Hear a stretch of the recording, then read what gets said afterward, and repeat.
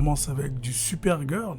L'acteur Michael Rosenbaum, à propos du film Supergirl du DCU, il dit « Je pense que la nouvelle Supergirl va être réussie. J'ai vu quelque chose et j'ai trouvé ça génial. J'étais là, waouh, c'est vraiment cool. » Donc, selon l'ancien Lex Luthor, ou si vous préférez le Lex Luthor de la série Smallville, ce film, le film Supergirl, va être une réussite. En tout cas, c'est bon à savoir. Je suis fan de l'actrice. J'aime beaucoup Supergirl quand même comme personnage.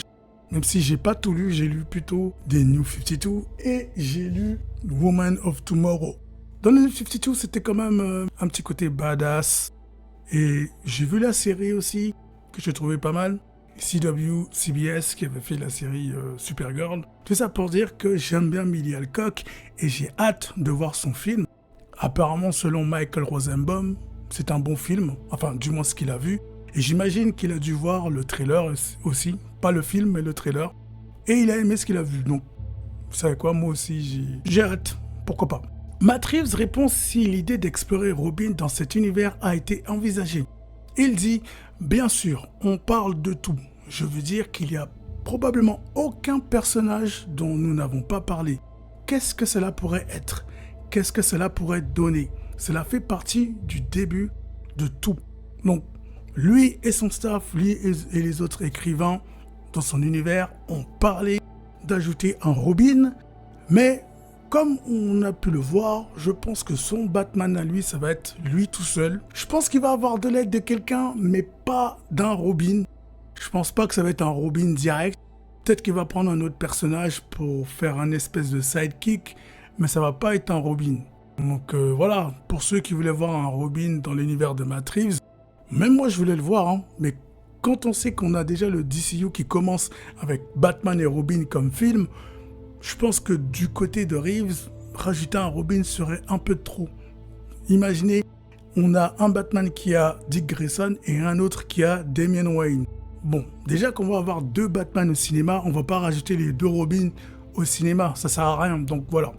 Le Batman de Matt Reeves n'aura pas de Robin, mais je pense qu'un personnage qui va l'aider sur certaines choses, oui, mais pas un Robin.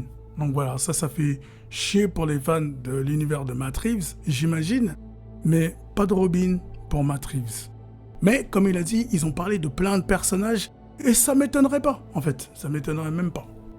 Alors, l'histoire de Batman partie 2 se concentrera plus sur Bruce Wayne que le premier. C'est vrai que dans le premier, c'était plus le vilain qui faisait le bordel à Gotham, avec quelques éléments des Wayne, mais c'était pas une origine, c'était pas le but. Le film, c'était pas l'histoire de Bruce Wayne, c'était l'histoire de Batman contre un vilain qui attaque Gotham. Mais apparemment, pour le Batman partie 2, ça va être plus du Bruce Wayne. Donc ça va être une espèce d'origine. Normalement, on fait l'histoire du personnage dans le premier. Reeves a choisi de le faire dans le deuxième. Bon, ça change pas grand-chose, mais ce serait intéressant. J'ai hâte de voir le conflit de Bruce Wayne. Et c'est pas écrit là, malheureusement, mais apparemment, ça va être une espèce de conflit d'intérêt entre est-ce qu'il devrait être Batman ou continuer à être Batman. Donc ça m'intrigue. C'est dans les comics, ce genre de truc. Mais c'est vrai qu'on a...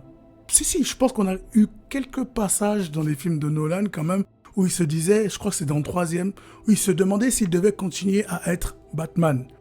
Là, on va l'avoir avec le 2e, et j'ai hâte de voir comment Matt Reeves va écrire ça. Pour finir, parce que je sais que beaucoup l'ont souhaité, tout l'été, les gens parlaient que de ça, des théories, des vidéos, des longs paragraphes sur Twitter, mais Matt Reeves a confirmé, ou du moins il a réaffirmé que la suite de Batman sera bien dans un Elseworld, mais qu'il reste ouvert à réaliser un film du DCU. Donc, le truc le plus important à prendre dans tout ça, c'est que Matt Reeves dit que son Batman est dans son univers Batman Saga et pas dans le DCU. Donc, les théories, les envies, les trucs comme ça, c'est terminé, ça sert à rien. James Gunn l'a plusieurs fois dit quand même s'il n'est pas très direct quand il parle. À certains moments, il est, mais pas tout le temps.